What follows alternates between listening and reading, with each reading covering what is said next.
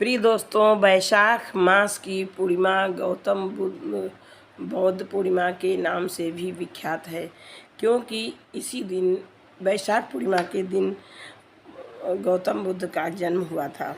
गौतम बुद्ध के कुछ उपदेश इस प्रकार से हैं।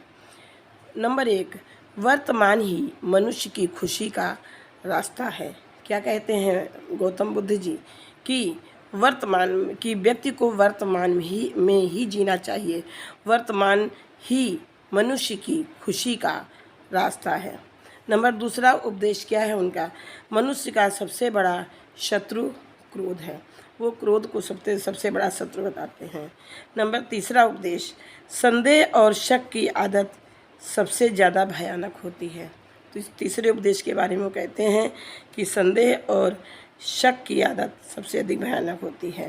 और नंबर 4, वो सत्य पर बल देते हुए कहते हैं कि सूर्य, चंद्र और सच कभी नहीं छिपते और यही सत्य है। नंबर 5, बुराई को सिर्फ प्रेम से ही जीता जा सकता है। और नंबर 6, खुशियों को जितना बांटोगे वे उतना ही बढ़ती रहेंगी। क्या कहते हैं गौतम बुद्ध जी कि खुशियों को जितना बांटोगे वो उतना ही बढ़ती रहती हैं। गौतम बुद्ध जी के जीवन से प्रचलित एक कहानी है। वे कहते हैं कि धनवान बने रहना चाहते हैं तो माने ये बात।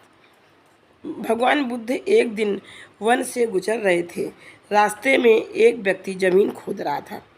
बुद्ध विश्राम के लिए वृक्ष के नीचे बैठ गए।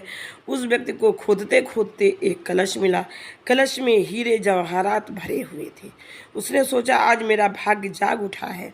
उसने कलश बुद्ध के चरणों में रखा तथा कहा, आपके आशीर्वाद से ही मुझे यह अकूत दौलत प्राप्त हुई है। मैं इसमें से कुछ रत्न आपको भेंट करना चाहता हूँ। बुद्ध ने उत्तर देते हुए कहा, तुम्हारे लिए यह धन दौलत है, किंतु मेरी दृष्टि में यह विष के समान है। बिना परिश्रम के मिला धन विष ही होता है। वह व्यक्ति नाराज होकर कलश को लेकर के चला गया।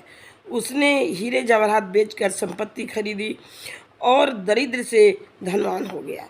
किसी ईर्ष्यालु ने राजा से शिकायत कर दी। उस व्यक्ति की ज़मीन में जो धन जो है प्राप्त होता है, ज़मीन से दबा हुआ जो धन प्राप्त होता है वो राजकोष का होता है। उस व्यक्ति ने उसे निजी काम में लाकर इस नियम का उल्लंघन किया है। राजा ने उस व्यक्ति को पकड़वा कर बुलवाया और कलश जमा कराने को कहा तो उसने सच्ची बात बता दी कि मैंने हीरे जवाहरात बेचकर संपत्ति खरीदी है। राजा के आदेश से उस परिवार सहित उसे जेल में डाल दिया गया। उसकी संपत्ति जब्त कर ली गई। एक दिन राजा जेल के निरीक्षण के लिए गया। उस व्यक्ति से भी मिला। उसने कहा, राजन, मुझे जब वह कलश जमीन से मिला था तो बुद्ध भगवान भी वहीं थे। उन्होंने मुझसे कहा था कि इसमें रत्न नहीं विष भरा है। यह सुनकर मैंने उनका अपमान किया था। आज जेल में रहकर मुझे अनुभूत हो रही है कि उनकी बात बिल्कुल सच थी। बिना परिश्रम के जो धन मिलता है वह विष के समान ही होता है। मैं एक बार भगवान बुद्ध के दर्शन करना चाहता हूँ और उनसे क्षमा मांगना चाहता हूँ। राजा ने भगवान बुद्ध को ससम्मान राज्य में आमंत्रित किया। जेल से निकलकर उस व्यक्ति को बुद्ध के पास ले जाया गया।